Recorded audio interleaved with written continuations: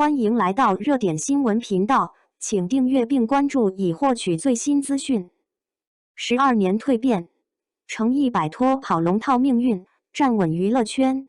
如果时光倒退12年，有谁能想到那个站在陈晓身边不起眼的小书童，居然会成为今天娱乐圈的古装顶流？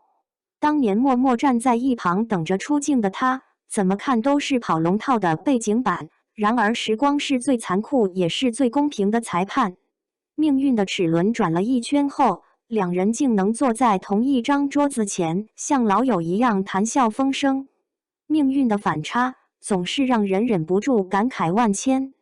还记得2011年《王的女人》里，初出茅庐的程毅为了争取一个角色，硬是舔着脸找导演讨机会，最后才拿到了一个小书童的戏份。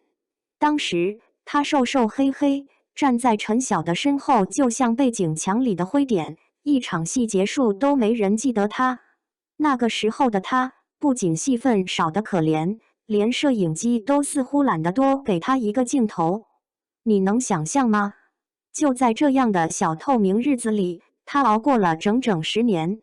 这一路的辛酸可不是3言2语能说清的。随便翻一翻他的惨案合集，都会让人忍不住叹气，这圈子真这么残酷？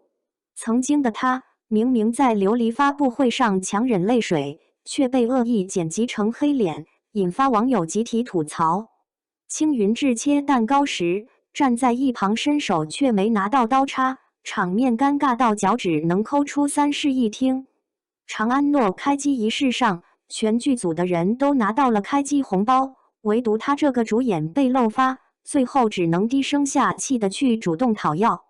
就这份待遇，连路人看了都忍不住皱眉头，公司这是要让他凉凉？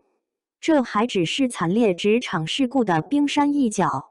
沉香如屑时，直播活动居然连给他安排一个房间都懒得做，他只能坐在楼梯间完成直播任务，满屏幕都散发着孤独又卑微的气息。后来他终于凭着莲花楼迎来了一次事业巅峰，却又被公司防爆热度明明高到吓人，在线观众数量上百万，热搜榜却像死机了一样纹丝不动。粉丝都气到跺脚，是怕他火得太快还是怎么着？但谁都知道，这不过是资本不易的套路罢了。明明身体都因为拍打戏伤到住院了，公司不仅没有体谅，还一再逼着他接重复的古装剧，捧新人，抬其他人，仿佛他这顶流身份都是空有虚名。即便如此，这个男人硬是凭着韧劲走到了今天，靠的不是什么捷径，而是那种一点一滴熬出来的实力和态度。拍莲花楼时，他身上大大小小的伤痕是亲力亲为留下的，每场打戏他都不敢糊弄，靠一招一式杀出了自己的观众缘。他就像一块沉在泥沙里的金子，哪怕周围布满污浊，也依然会发光。如今，他终于站在了最亮的聚光灯下，而那些曾经嘲笑他、轻视他的人，现在也得服气了吧？可别以为程毅的路就此一帆风顺了。他在生活中还是那个不怎么玩手机的2G 男孩，常常跟不上节奏。什么时尚潮流、圈内名利场，他全然不懂，甚至有点社交障碍。在爱奇艺尖叫之夜，他一脸迷茫地站在人群里，热情的曾舜晞上前打招呼，他却猛地像个不知所措的小学生。好不容易坐到了自己的位置，又被喊上台领奖，居然差点没反应过来，硬是被曾舜晞拉着才迈开脚步。领奖时，话筒递到他手里，他就像碰到烫手山芋一样，飞快说了2句，又立刻递给旁边的人。这紧张又憨厚的样子，怎么看都不像是个成名多年的演员，倒更像是个刚进公司的新人。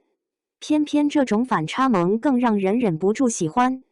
他的迷糊背后是一种少有的纯粹和真诚。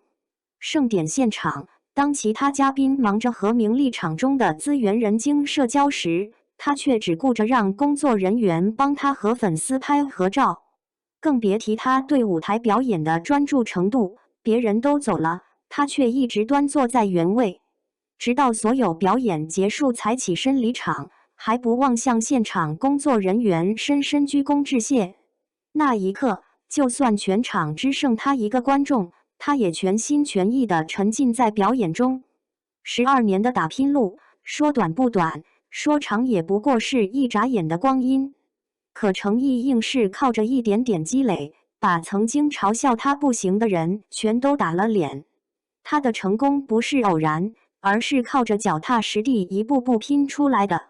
从一个在陈晓身后连名字都不起眼的书童，到如今坐在古装剧顶流的宝座上，他走过的路，让人看了只想说一句：该他火了。